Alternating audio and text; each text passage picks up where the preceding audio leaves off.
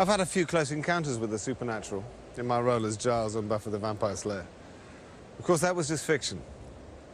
But it has made me curious about the realities that lie behind the horror stories we all know. So I'm about to embark on a journey into the darkest reaches of our imagination, to uncover the truth behind one of the best-known figures in the history of the supernatural. One that has been reviled and persecuted. Could such a figure be capable, even today, of perpetrating true horror? I'm going in search of witches.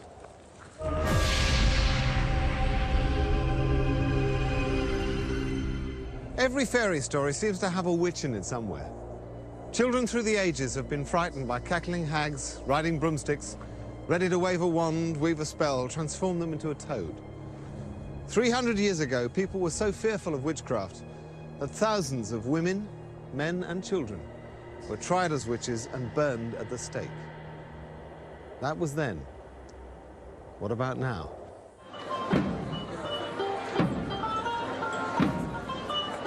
If you wanted to find a modern witch, then you could do far worse than come to this conference centre in Croydon, South London. I'm visiting the largest gathering of witches in the world. Witch Fest International 2004 programme. What have we got? Making your magic work better. Wand making workshop. Anatomy of a spell. I think I'm in the right place. 4,000 witches have gathered here to talk shop. We're going to the Kitchen Witch. And it's also their chance to buy anything a modern witch could want. You've got to buy your witch's hat and ram's horn somewhere. I just wasn't expecting everything and everyone to be so charming. And for those who wanted to decorate their wand, here's a class that would be at home at Hogwarts. I made my first wand when I was 14 years old, and I got my dad to take me out to the woods, and I said, that's the one. And I talked to the tree and asked it, and he clambered up and got me my wand for me. It's a physical extension of your will, your power, your finger. This is like saying a great big to the world, this is my finger, this is my magic finger. Maybe it seems like a giant trade show, but these people aren't just in it for the pointy hats. There are serious practitioners here, priests and priestesses of the religion that witchcraft has become. But it seems so cleaned up that it's almost a relief to discover that spells and potions still have a place. Do you do potions or spells or anything? Yeah, of course we do. We're witches. Of course we do. You know, potions and spells is something that's often kind of like considered as kind of slightly weird or slightly, you know, dark, if you like, but they can be done for positive purposes as well. Spells aren't done just for the sake of them. They take a lot of preparation, they take a lot of work. If we were to do spells every day, we'd be kind of knackered.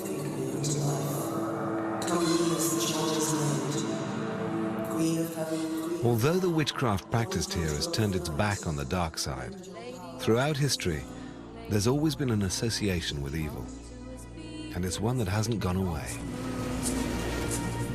On the morning of the 21st of September 2001, here on this beach, the Thames River Police made an extremely disturbing discovery. One that would eventually provide evidence of witchcraft in its most murderous form being practiced right here in the heart of London. A murder investigation is underway after the dismembered body of a boy was found in the River Thames. The child's body was recovered from the water near the Globe Theatre in London. Detectives say he was about 5.5 years old. Detective Chief Inspector Will O'Reilly was put in charge of the case. At first he thought he was dealing with an isolated child murder. Horrific, but just another statistic. Soon, he had to come to terms with something that was almost unimaginably much worse. At that stage, we had conducted our first post-mortem on the child, and it was the pathologist that raised concerns that this could be, in fact, a ritualistic murder. It was something, the injuries were something he's never seen before, and he said the body had been drained of all blood. And that started to raise our awareness in a subject, really, that none of us had considered before. When we first sought publicity on this, members of the public said, look, we've heard about some ritual murders that happen in South Africa called Muti murders. Could it be a Muti murder in London? Where did your investigation lead you? Our inquiries in this clearly pointed towards Africa, and it's to there that we went for assistance in this crime. However witchcraft is presented here at home, this case has proved to me that today, in the world at large, something far more terrifying is practiced in its name. If I'm to get to the heart of this darkest form of witchcraft, it looks as if I'm going to have to search as far afield as Africa, where the fear of witches is just as real as it was for Europeans hundreds of years ago. But first, I need to go back to the 16th century, when it said that the fate of kings and their kingdoms lay in the hands of witches. Scale of dragon, tooth of wolf, witch's mummy, moor and gulf, of the ravin, sea salt shark, root of hemlock, picked in the dark. Tis time, round about the cauldron go, in the poisoned entrails throw. One of the most popular images we have of witches must come from Shakespeare's great play Macbeth. But where does his image of witches come from? And is there any more to it than just some wonderfully scary storytelling? Toil and trouble, fire burn and cauldron bubble. Peter Craze is the director of the Drama Studio London. He's taught generations of students how witchcraft was portrayed in a play that was first performed over 300 years ago. Focus on the intention of the witches, which is to wreak havoc with Macbeth's life, okay? Literally next to the Globe Theatre, you've got bear baiting in the bear garden, the noise of the bears being torn apart and the dogs being torn apart, you know, drowning out the actors sometimes. And then across the river at the Tower, you've got beheadings and executions and heads on spikes with blood running down and all the rest of it, and then traitors being hung, drawn and quartered. Where would you say this image of witches as hags and crones comes from? Shakespeare would have seen, he might even actually attended witch trials, so he'd actually know very thoroughly what they looked like. And then when he came to translating it onto the stage, by putting it into the wonderful wilds of Scotland, he really kind of had a license to go as far as he wanted with it. What would seeing witches on stage have meant to his audience? Well, I think they would have been quite terrified of them. And it's alleged there are actually witchcraft charms in the incantations of the witches in Macbeth. And one of the reasons that he was so accurate was because he was actually writing it for royalty. He was actually writing it for James VI of Scotland, who became James I. And James was very, very involved in witchcraft, in fact, almost fanatical about it. So it seems that the key figure who shaped our modern understanding of witchcraft lived at the very top of 16th century society. I'm told that here at Lambeth Palace there's a record of James VI's first encounter with a witch. I'm here to meet Professor Ronald Hutton, who specializes in the history of witchcraft.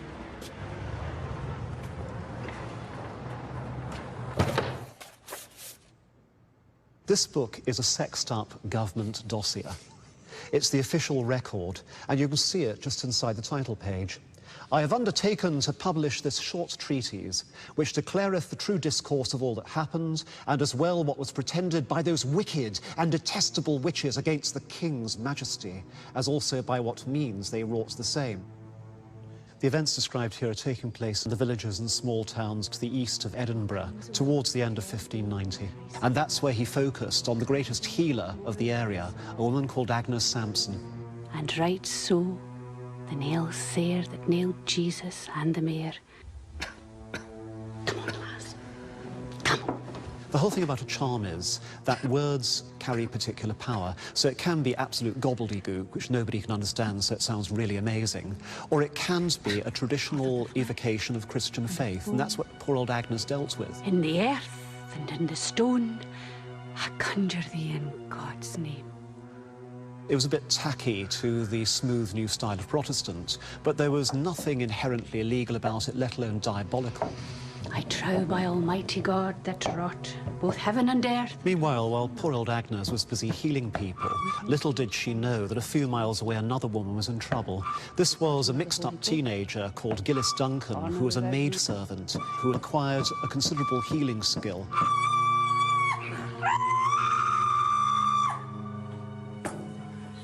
Her master had her tortured, and the poor lassie went and said she'd given her soul and body to the devil, and she began to name other women in the neighbourhood as bigger and better witches than herself.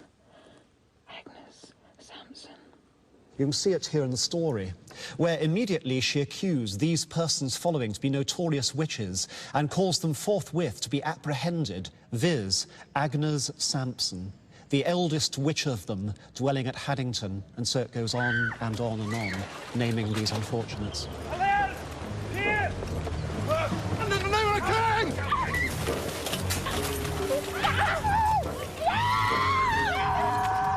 The author of this book is almost certainly a minister from the area in which the witches had lived, called James Carmichael, and he managed to get the king interested in taking up the trial personally of a group of hitherto harmless healers and tying them into a huge diabolic plot by Satan himself to kill the king. We are, of course, delighted at you and your new bride's safe homecoming. It was difficult for her. It seemed as though the storms would never abate. Did the tempest show itself out of ordinary fears? Perhaps, for the time of year. I fear they may be brought together infernally. In Haddington, we have a whole coven of witches that we believe intend harm against your Majesty's person. No more of your witches. Sir, it is the devil himself would harm you. So you have her for me to see? If I may presume, there can be none more fitted to extract the truth from her. This far she denies her guilt. But we have, from a serving lassie, an account of all the perverse prayers she used to cure the Lady Kilbaberton. In Christ's name, I conjure thee. This aforesaid Agnes Sampson was taken and brought unto Holyrood House before the King's Majesty and sundry other of the nobility of Scotland, where she was straitly examined. Straitly means strictly, rigorously. Look at me! You did say these things, did you not? These are your words.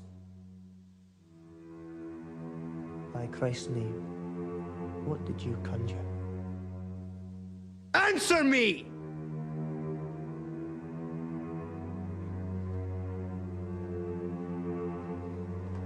Take her away. James is a really unusual monarch in that he is a genuine intellectual, and what's more, he carries out research in his own right. And having thus turned himself into an expert witch hunter in theory, he applies the practice. And the story takes an extraordinary twist. He doesn't just become a royal judge, he becomes a royal torturer. You still have no results? Not yet, Your Majesty. Apply the screws more. It'll bring the devil to her tongue.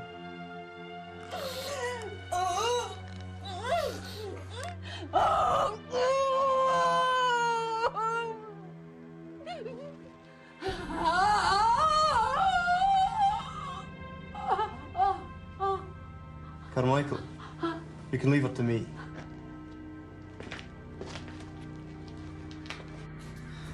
Or doth the devil choose to mark you there? What the king is looking for is the witch's mark. It hath lately been found that the devil doth generally mark them with a privy mark, lick them with his tongue in some privy part of their body, before he doth receive them to be his servants. You see, Carmichael, there is no need for shyness in these matters.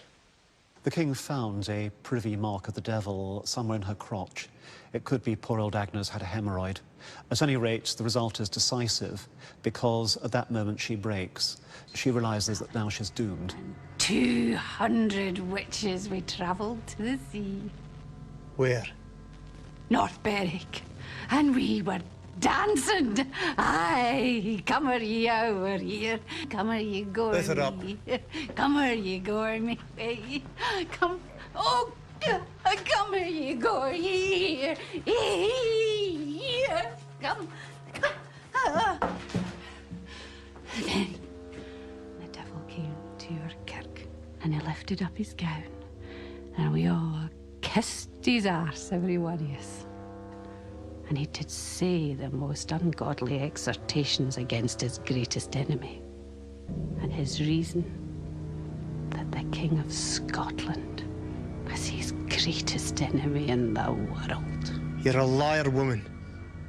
At this point, Agnes is being disbelieved by the king, and she seems to lose her temper, and what follows is one of the most incredible moments in the entire history of witchcraft. I wish that you did not disbelieve my words, for I know. I know what you said to your queen on your wedding night.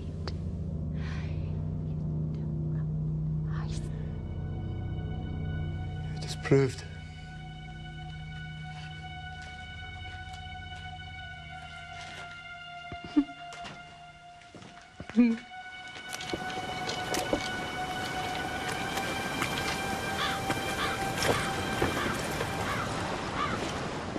It is logically possible that Agnes Sampson was a witch, but in which case she was absolutely brilliant at magic and absolutely terrible at survival skills.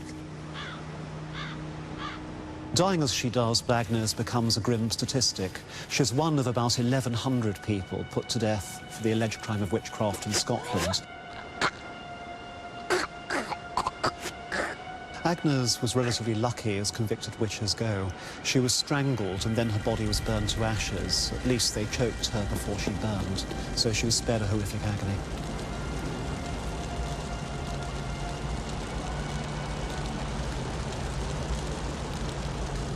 James goes straight on from this experience to become one of the key European authors on witchcraft, a boffin. He publishes a book called Demonology, which by the standards of his time is actually very good in the sense that it's short, it's easily read by anybody, and it's a marvellously concise and clear way of explaining why you should believe in witches and how you should exterminate them. It became a bestseller, and if you want to see a copy, you just go a few miles north from where we are now to the British Library. Showing me an original edition of King James's Demonology is Cambridge history professor Malcolm Gaskill. Malcolm. Hi. How are you doing? Pleased to meet you. This is it, then? This is the Demonology, yes. James I's famous book about witches. Wow. Who does he say the witches are? He asks the question, what can be the cause that there are 20 women given to that craft where there is but one man? The reason is easy, for as that sex is frailer than men, so it is easy to be entrapped in these gross snares of the devil. What James is saying is that women are morally frailer, therefore they're more likely to give in to the temptations of the devil, just as Eve did in the Garden of Eden. And what does he suggest you do with a witch if you think you found one? He says in no uncertain terms, they ought to be put to death according to the law of God, the civil and imperial law, and municipal law of all Christian nations. So he's saying here that this is the worst kind of religious crime, and therefore that suspects must be put through the process of trials, and if found guilty in the courts, then they must be executed in every instance. Over a period of 300 years, 40 to 50,000 witches were killed as a result of the Witchcraft Act. I wanted to know from Malcolm, what's happened to our belief in witches since then? Well, the belief in witches persists amongst most ordinary people, but the problem is that by the end of the 17th century, the courts will no longer take seriously the kind of evidence that was once used to convict. So when was the last time the Witchcraft Act was used? That was in 1944. 1944? Who was the unfortunate victim? This was the trial of a spiritualist medium called Helen Duncan. Why was she tried? She was tried because she purported to conjure up the spirits of the dead, not just the voices of the dead, but actually the physical forms. Helen Duncan was a materialization medium, which is really the holy grail of spiritualist gifts and skills. It is helpful to have jolliness, yes. If we'd all sat completely silent, it's very unconducive to anything happening at all, rather like a one-sided conversation. You want a bit of cut and thrust and jollity, yes. She would sit in a closed-off cabinet area, which is just a curtain across a corner of a room, and there she claimed to build up energy known as ectoplasm, which then would come from her body. The ectoplasm fell almost like a very heavy white mist onto the floor, and then suddenly those would refine into identifiable features. And that the very first spirit to appear at the beginning of every séance was Helen Duncan's spirit guide, who was known as Albert. Good evening, Albert. There's an old gentleman standing beside me that hurt his foot when he was a young lad. But then it would sort of shift from this kind of levity and comedy to pathos and sadness and tragedy as well. In wartime, a lot of people went to séances to try and find out what had happened to their loved ones. There's something else I have to tell you. A great British battleship has been sunk, the HMS Barham. She predicts supposedly that HMS Barham is sunk, which is a big British battleship on which almost 1,000 men are lost. See bodies on the water. In wartime, protecting information about shipping is, of course, an absolutely key concern, and that this is perhaps really what gets the authorities onto her. There's a séance in January 1944 where a young naval officer called Stanley Worth attends. Now, he's appalled. What he thinks there is just a conjuring show that people are actually being deceived and that their grief is being exploited for financial gain. And Stanley Worth jumps up, declares the whole thing a fraud, tries to grab hold of the spirit, grapples with the spirit supposedly, but immediately senses that actually it's just a piece of cloth.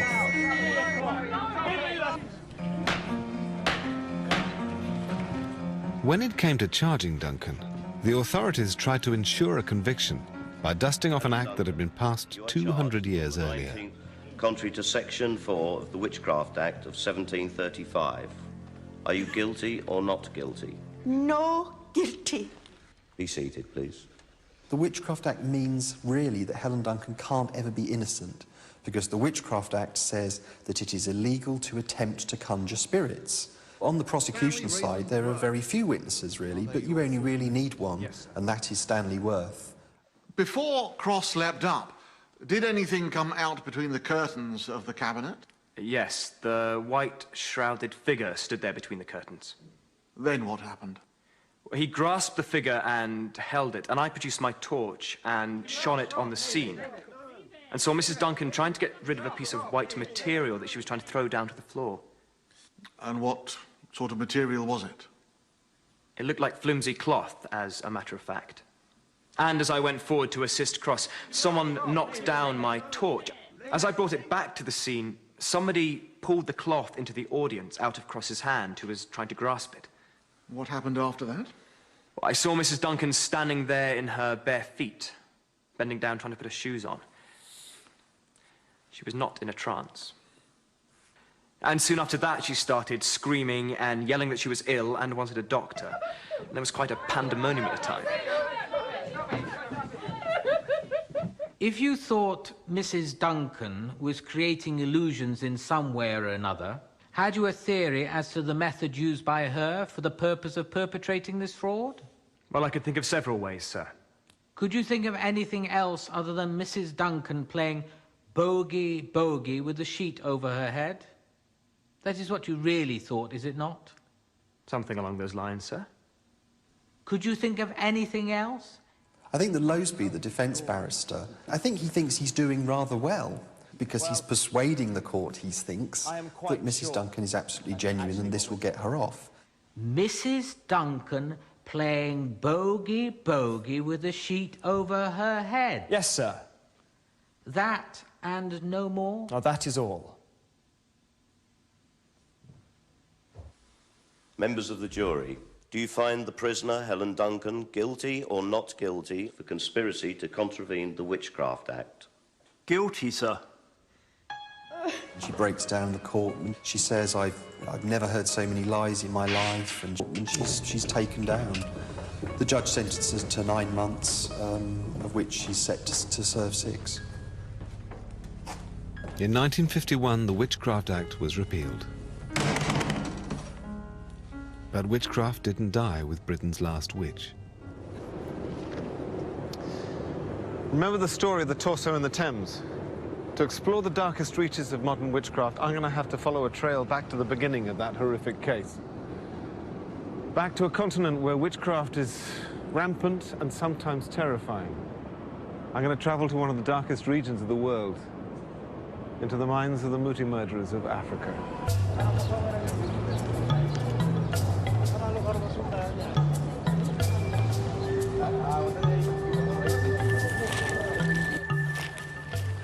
seems like a million miles away from the sort of place I'd expect to come to investigate the meaning of witchcraft today. What I'm just looking at the newspaper now confirms I'm in the right place. Check this out. 6 men appear in Soweto court after witchcraft murder. The body was found at the beginning of the month. He had apparently been shot in the head several times before his chest was ripped open and heart, lungs and intestines torn out and genitals cut away.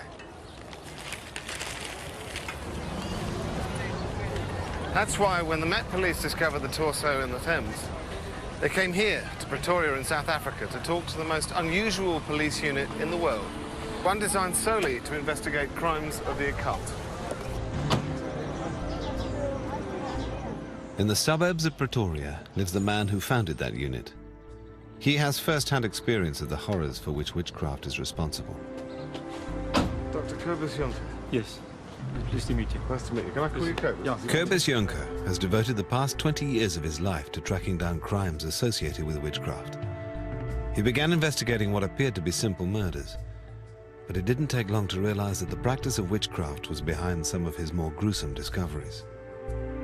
What evidence have you seen that witchcraft is real and present in Africa today? I know many people don't believe in witchcraft, our white folk especially. But I can assure you that witchcraft is a reality. To give you an example, we stopped a bus in KwaZulu-Natal, in Durban, just outside of Durban.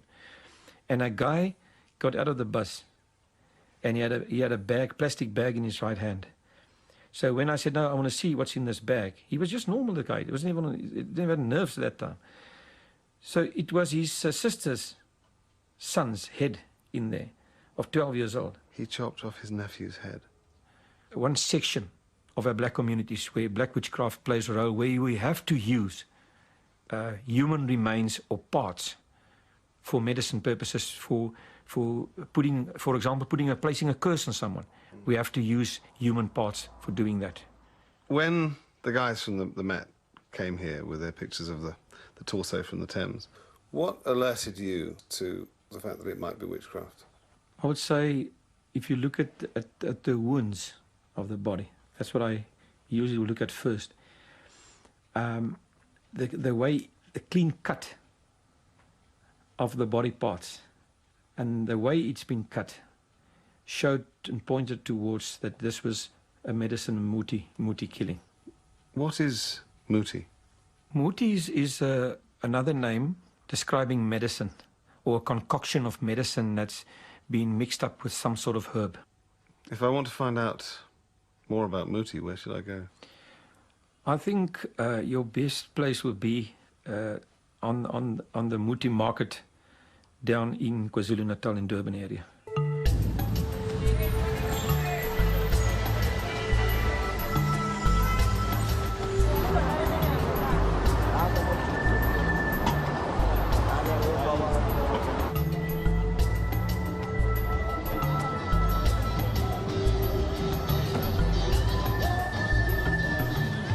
After hearing what I have about the darker side of witchcraft on this continent, I must admit I'm a little nervous about what I might find here at this muti market. But I'm going to meet Dr. Mhlongo, who's the president of the Traditional Healers Council. He's going to show me around.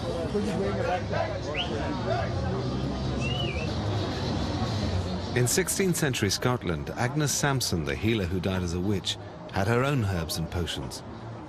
But she could only dream of a place like this. Hidden amongst the Durban tower blocks and flyovers, I've been told that this is the place where traditional African healers, or sangomas, like Dr. Mhlongo, come to buy their magic potions. Dr. Mhlongo. Hello. How you doing? Fine, how are you? Would you mind showing me around the muti market? As I'm talking to these people, because I'm seeing some herbs which are very important here. It's used to prevent lightning from striking your home. Wow. Because witch doctors are using other herbs to send lightning to you, but if you have got this one, it will not come. And it works? It works. It works. Without these herbs, we wouldn't be living, because there are so many witch doctors that want to kill our patients, wants to kill ourselves, so we always protect ourselves with these herbs. Clearly there's a battle going on here between good and evil magic. The magic potions create a very powerful medicine, But I wanted to understand how this magic works. What are these? These are snakes. No shooting. No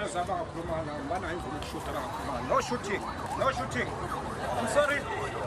No shooting. Is there a certain animal that you would use if you were afraid, for instance? Yeah, you can take the lion bone, because the lion is not afraid of people, so you mix it with your herbs and then you become strong. Sure. Yeah. I've heard that sometimes they use human parts as well. No. Those are not traditional healers. Right. Those are witch doctors. Right. Traditional healers will only heal, but not kill. Those that use human parts are not among our members. How does it make you feel when people are trading in human parts and killing people, most especially children, it seems? I feel very much offended, and I have spoken to the police. Those are the people that need to be hanged because they kill other people's children. We are totally against that, and we will never condone it. It seems that black and white magic use similar techniques, but to very different ends. I wanted to find out more and asked Dr. Mhlongo if there was any way he could teach me. Today in the afternoon, I'll be going to the Sangoma graduation in Maphumulo. Oh. And I wonder if you could come with me because many things will be happening there. Things that I've never seen before, you'll be seeing there. Sangomas dancing, you know, drinking herbs and all those things. So a Sangoma is a healer, trained in the use of herbs and magic to protect people against disease and those who would do them harm.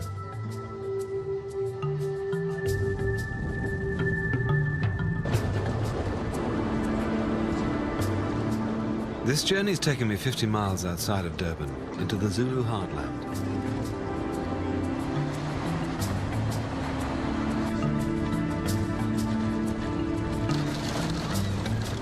The Sangoma I'm about to visit has been waiting many months to graduate, and the ceremony is planned to last the whole weekend.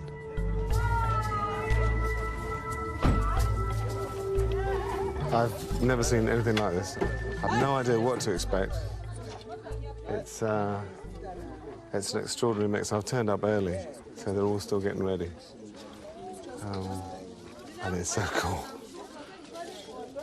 But I feel like a bit of a sort of an interloper at the moment. Well, so I should really.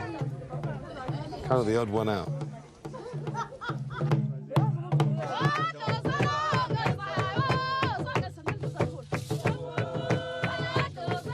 I was lucky enough to find a guide to explain to me what was going on. They are going to come out with a student here from this hut here, and going to sit here and do the plating. Animals play a big part in the ceremony. If the chicken flies from the Sangoma's head, then the Sangoma won't be able to graduate. But then, looking into the hut, I caught a glimpse of something I found really hard to take. The first of what was to be many animal sacrifices.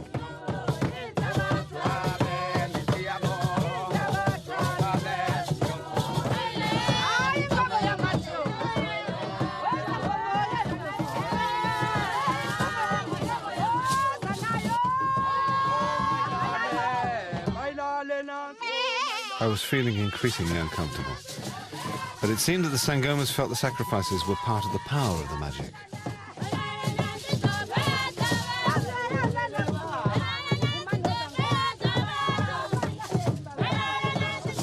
The goat that I'd heard scream only a few minutes before now had a further role to play in increasing the Sangoma's witchcraft.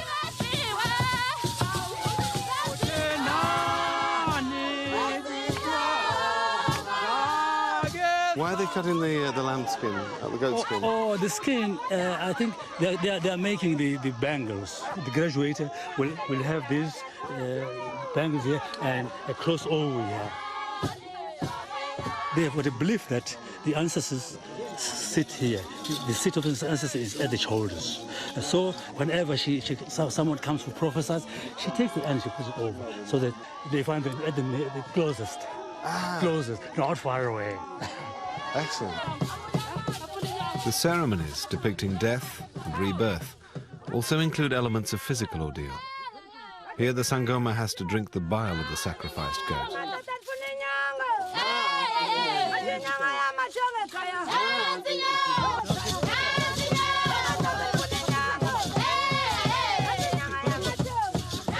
But this is also a party. After all, the Sangoma has spent a year learning her trade, and the traditional beer also plays an important role. I left them for the rest of the night to celebrate, whilst I tried to take in what I'd seen, and to be honest, to shake some of it off. I don't know what to make of yesterday. I found it difficult to watch. I had to turn away a couple of times with the animals being slaughtered. And I respect them for the fact that it's part of the ceremony, it's part of what they do, and the animals are going to be eaten. Let's not put too fine a point on it. I might bring it up today and just ask about it, whether the animals have to suffer or whether it could be done, I don't know, more humanely.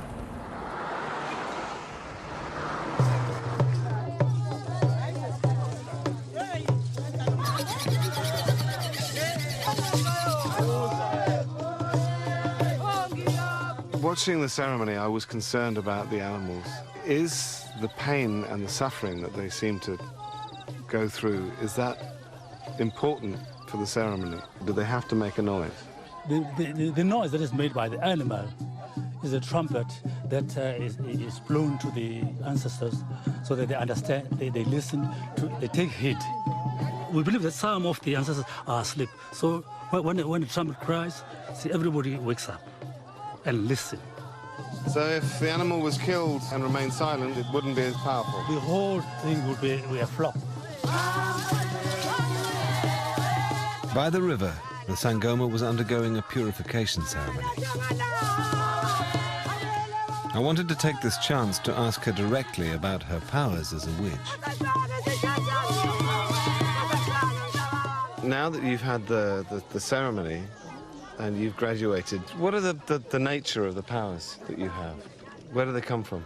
Aphuma kobabamkhulu amandla okwelapha. Ibona bangitshelayo ukuthi umuntu uphethwe isifo sini. Ebese benginika ikhambi lokumelapha. Would you have to protect anybody from someone trying to do evil to them? Yebo ngingakwazi. Even from another witch doctor? Yebo ngingakwazi ukumvikela ma efika abantu bakithi bengikhombisa ukuthi kukhona abamphosa kabi, ngingakwazi ukumvikela ukuthi leyo nto abamphosa ngayo ingakwazi ukumngena aphile abe nempilo. Thank you, and I think you're needed. Thank you.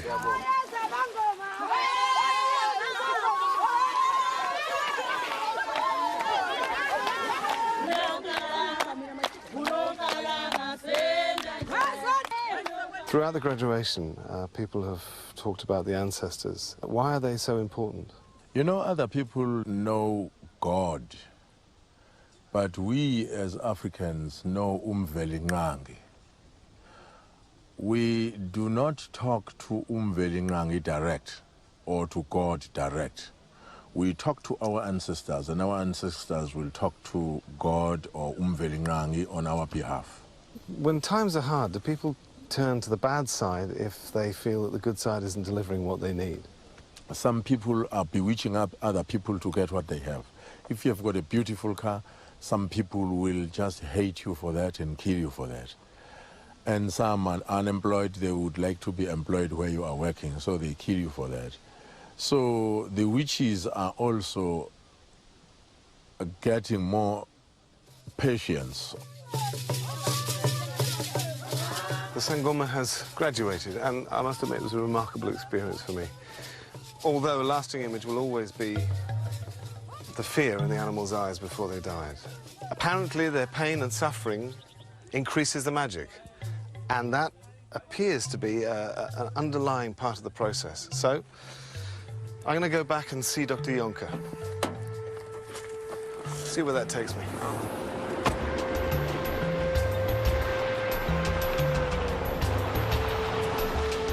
From my journey so far, I've begun to see that there must be parallels between how the Sangoma and the witch doctors create their powerful magic. Dr. Juncker has first-hand experience of the dark side, and I needed to find out more. Many Sangomas, after they've been arrested for serious crimes, that they said that they lost their powers, their medicine doesn't work good anymore, and now they have to go to the other side, to the darker side, and that's where they start to use human remains. There are specific uses for different parts of the body? Yes, they have specific uses. The tongue, they use that for you to speak much fluently in your own language. Virility, of course, there's certain parts of the woman's vagina that they use. The eyes for better sight. Okay, great. I've got a voodoo doll here as well, with a needle still in it. Oh. And on many occasions you will also be finding that some of the fat that's been used are also human fat. Oh. So it's very gory, most of the stuff. So these things do work. And the medicine is stronger if they're using the human parts. Human parts and children's parts. Yeah, especially children's parts. They believe that. They believe what the ancestors are telling me. Dr. Juncker then showed me the scale of evil witchcraft that's performed in South Africa. Estimates put it at roughly 1 Muti murder a day. Each of these files represents yet another case of a witchcraft murder. And the parallel with the practices of the good witches became clear. The more excruciating the pain, and the more noise the victim makes, the greater the chance of waking the ancestors, the more powerful the magic. The victims of these murders are innocent children who are caught up in a world of superstition and plain evil. Young Adam, the boy in the Thames, has never been identified. He was killed as part of a ritual sacrifice, a case of witchcraft murder that was eventually tracked down to Nigeria. But who are the people who ask for the spells to be performed when they know children will suffer? And how can it be fought? I'm here to talk to Gerard Labuschagne, a police psychologist at the front line of the fight against African witchcraft. How do you fight occult-related crime? The difficulty in fighting it are multifaceted. You've got obviously the belief system. If as long as people believe in this, they will always, perhaps you can say, be a market for it. We're finding a lot of our criminals are starting to make use of Muti to help them in their criminal activities. We find, for example, bank robbers arrest these people on the scene.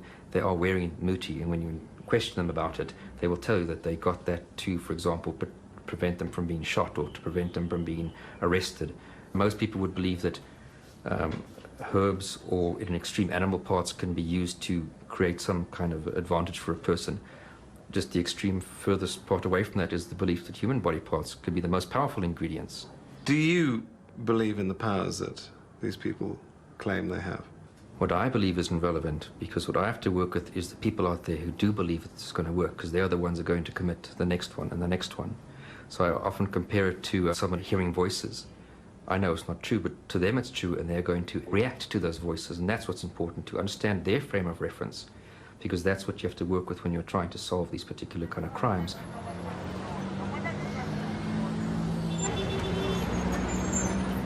The people murdered to create the powerful magic aren't the only innocent victims of witchcraft. In its search for the culprits in a Muti murder, as in Europe 300 years ago, it doesn't take long for the mob to turn on any unpopular person. This recent news report is from the north of South Africa. A traditional healer has been accused by his community of murdering a young boy. They are animals. The police regularly deal with lynch mobs who enact their own justice on those they feel are responsible for their ills. The witch hunts of today in Africa and those that took place here in Scotland 300 years ago seem like a long, long way away, in place and in time. For us in the modern Western world, witches are no longer a part of our lives, or so we might think. But it only takes something unspeakable, inexplicable to happen for us to rekindle our belief in witchcraft. When any gruesome murder or horrific act against a child is uncovered, even now, many people still attribute it to the evils of Satanism or witchcraft. Throughout history, witches have been figures of fear. Many innocent people have become victims of irrational superstition. Outsiders falsely accused of doing the devil's work. In fact, many witches were just practitioners of alternative medicines and religion. But what I wasn't expecting to find was that now, today, there are some witches who really are doing the devil's work. In some parts of the world, the belief in witchcraft has so corrupted men's minds that hundreds of people, many of them children, are dying in a pursuit of a myth of magic. It's a troubling reminder that